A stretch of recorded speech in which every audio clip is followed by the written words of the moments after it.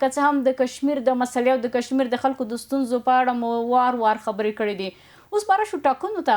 د 12 ځانګړو پارلماني څوکیو مسله ولې دومره جنجالي شوې ده؟ د دې تر شا اصلي لامل څه شی ده او دلته کشمیریان څه غواړي؟ ځان له اوښته چا ویلي چې د اورمیږ دی ولې کوږ دی ویلي کوم ځای مې جوړ دی چې د اورمیږ غم مې کې د پاکستان کوم اړخ جوړ دی چې جوړ شوی همدغه شانته یو ساختګي یو پیوندي هیواد دی د 4-5 صوبونو کشمیر کوم صوبه ونیسي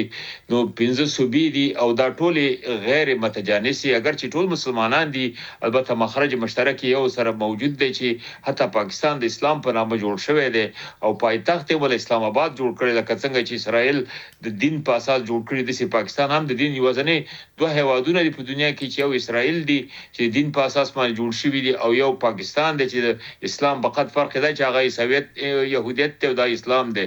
او د عین هدف لپاره چې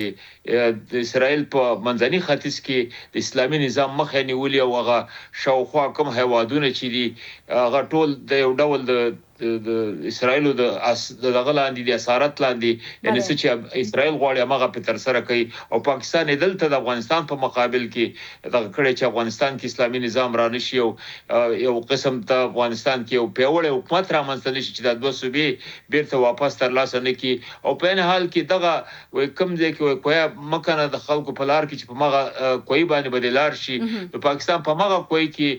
لویږي چې د کوم شي د لپاره جوړ شوی دی. یعنی د پاکستان خپل غنا د کومه بهرنۍ پالیسي چې غواړي په نورو هیوادونو کې پلي کې هغه د خپل هیواد کې هم پلي کېږي او ستونزې پکې پیدا کېږي. په ګناه خو د یو مسؤلیت مخ نه رامنځته کېږي. پاکستان مسؤلیت نه لري خو غلام هیواد دی غلام اس کله احساس د مسؤلیت نه کوي بازار د قونه چې څورته ویل کېږي او څه د کول ورته ویل کېږي دا وکاو دا وی او امغه وای او امغه کوي او جوړ شوی همدغه شانته د 2 بلیون ډالر یا 2 میلیارډ ډالر د کال بودیجه ورکړي لکه د مرکز موږ د افغانستان کابل چې د ولایتونو ته بودیجه ورکړي یا مثلا د امریکا کې چې د فدرال حکومت ایالتونو ته بودیجه ورکړي دي څلور هیواد دي په دنیا کې چې امریکا ورته د کالنۍ بودیجه لري چې اردن دی بل مصر او دریم اسرائیل او څلورم پاکستان دی. نو پاکستان د دې لپاره جوړ شوی لکه بلیک واټر چې کوم ځای کې ته غواړي استفاده وکړي الته استفاده کوي مګر دا چې اوس خلک د پاکستان پوه شوی دي یعنی تر اوسه پورې پاکستان یو ډول مستعمره او په داسې یو شکل باندې چې انګریزانو پکې نظامی فزیکی حضور نه درلوده مګر هغه د انګریزانو قانون او پالیسی پکې چلیږي او هغه د انګریزانو لپاره خپل خلک استثماري او د مکلان دی باندې کمی زیر می چې دا غوي وبرخه د په خپل جبونه کې چې اوس دغه انګریزانو ته لګي امریکا هم انګریزان دي. د تاسو باید ټاکنو مسلې ته مدلته اشاره وکړه د کومې ټاکنې پارلماني ټاکنې چې اوس روانې دي او په دې څوکۍ پر سر باندې جنجال نه دي دلته کشمیریان غواړي په مرکزی حکومت کې خپل نفوذ زیات کړي ولې پاکستان دوی سره دا همکاري نه کوي؟ نو اصلا خبر هم دا 12 چوکۍ دی وای چې پاکستان د خبره جوړه کړل چې 12 چوکۍ په دی باندې په زوره تحمیل کړی دي ان دغه د جمع خواته د هند کشمیر نه چې کوم مهاجر راغلي دی خواته کنه وخت نه وخت د هند مشکلات زیات شي په غو باندې بیزین خلک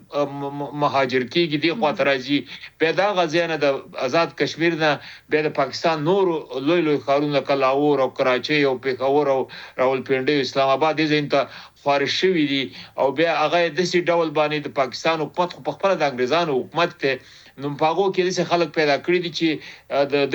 د نظامی حکومت په ګټه باندې په کشمیر کې ټکار اخلي او د دې په خاطر کشمیر د 12 چوکۍ لکه اس کشمیر کې نو وسیږي مګر کشمیر کې باید 12 چوکۍ ولري کله چې د انتخاباتو وخت هغه ته پکې ځای ورکړ شي 12 چوکۍ چې هغه پیدا کی نو خود په خود د اکثریت تر منځ کېږي او چې اکثریت را منځ ته چې د پاکستان نظامی حکومت غواړي چې په کشمیر کې تر سره کې هغه تر سره کولای شي د دې خاطر دغه